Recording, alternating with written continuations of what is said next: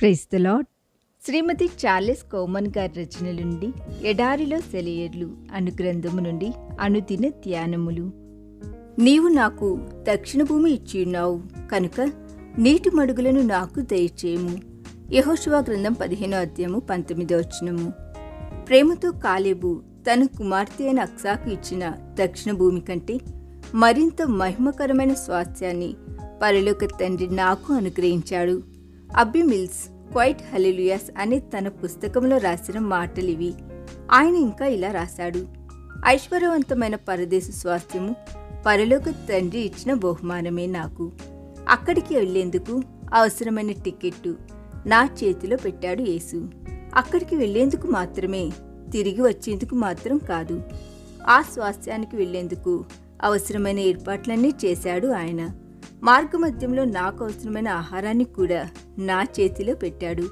మధ్య మధ్యలో నా ఆహారంలో మార్పు అవసరమైనప్పటికీ సమృద్ధి అయిన వనరులున్నాయి నా ఆహారం కోసం.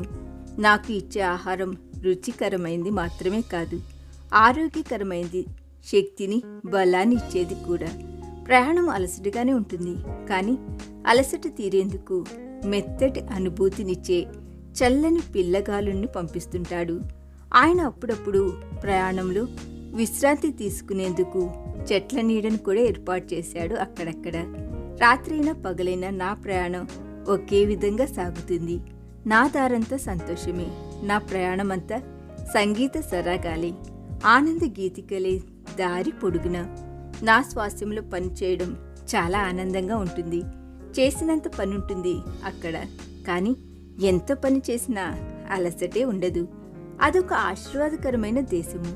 అక్కడున్న చెట్లన్నీ పరిమళ సువాసనలు వెదజల్లుతుంటాయి, లెబనోను చెట్లలాగా. నా దక్షిణ భూమిలో నీటి మడుగులు కూడా ఉన్నాయి. నా వనరులన్నీ దేవునిలోనే. నా మార్గంలో నిల్వ ఉండే నీళ్లు కానీ, మురికి నీళ్లు కానీ, కంపుగొట్టే నీళ్లు కానీ ఎక్కడా కనిపించవు. తాజా నీటి ఊటలే నా మార్గమంతా. గలగలా పారే సెలయేర్లే, స్వచ్ఛ జలాల నదుల పరవళ్ళే. ఆ నీళ్లు ఎంత రుచికరంగా ఉంటాయని, ఎంతగా దాహం తీరుస్తాయని. అక్కడ జీవజల నదులు ప్రవహిస్తుంటాయి. అక్కడ ప్రవహించే నీళ్లు కేవలం ఉచితం. అవసరమైనన్నిసార్లు త్రాగొచ్చు ఆ నీళ్ళని. ఆటంకాలేం ఉండవు. వాస్తవానికి ఆ నీళ్లను ఒక్కసారి త్రాగిన వాళ్ళు తర్వాత ఎన్నటికీ తప్పిగొనరు. అక్కడున్న సమాధాన నది పైన పడవల్లో ప్రయాణించవచ్చు. ఆహ్లాదకరమైన చల్లని గాలులు పరలోక తీరాలకు మన పడవల్ని తీసుకుని వెళ్తాయి. ప్రయాణం చాలా హాయిగాను సురక్షితంగానూ ఉంటుంది. అన్నట్టు నదీ తీరాలలోని పుష్పాలు ఎంత అందంగా ఉంటాయని, వాటి పరిమళాలు ఎంతగా ప్రవేశింపచేస్తాయని. దేవునికి విధేయత చూపిస్తూ వెనుక ఉన్న వాటిని మరచి లోకమును అందులోని సమస్తమును పెంటతో సమానంగా ఎంచుకుని పరిపూర్ణ ప్రేమతో కనాను దిశగా పయనించేవాళ్లు జీవమును, ఆరోగ్యమును, శాంతిని పొంది ఆనందిస్తారు. ఆ దేశాన్ని ఎలాంటి కష్టం లేకుండా సులభంగా చేరుకోవచ్చని, ఆ స్వాస్థ్యాన్ని సులభంగా సంపాదించవచ్చని నేను చెప్పను. అందులో కష్టం ఉంటుంది, ప్రయాస ఉంటుంది, పరీక్షలు ఉంటాయి. పరలోక స్వాస్థ్యంలో ధననిధులు నిల్వ చేసుకునేందుకు సమయం కూడా చాలా కొద్దిగానే ఉంటుంది. శ్రమ కూడా ఎక్కువే. 1 తలాంతును 10 తలాంతులు చేయాలంటే శ్రమ పడాలిగా, మరి ప్రయాస కూడా ఉంటుందిగా. ఇందులో సోమరితనానికి ఎలాంటి చోటు ఉండదు. సోమరి దేనిని సాధించలేడు, దేనిని స్వతంత్రించుకోలేడు. సమయాన్ని సద్వినియోగం చేసుకోవాలి, పూర్తి బలం ఉపయోగించాలి. ఏది ఊరికే రాదుగా, కష్టపడందే ఏది చేతికి రాదుగా. ఇంకా ఎందుకు ఆలస్యం చేయడం? సూర్యకిరణాలు ప్రకాశమానంగా ప్రసరిస్తుంటే చిన్నపాటి చలిగాలులకే భయపడిపోతే ఎలా?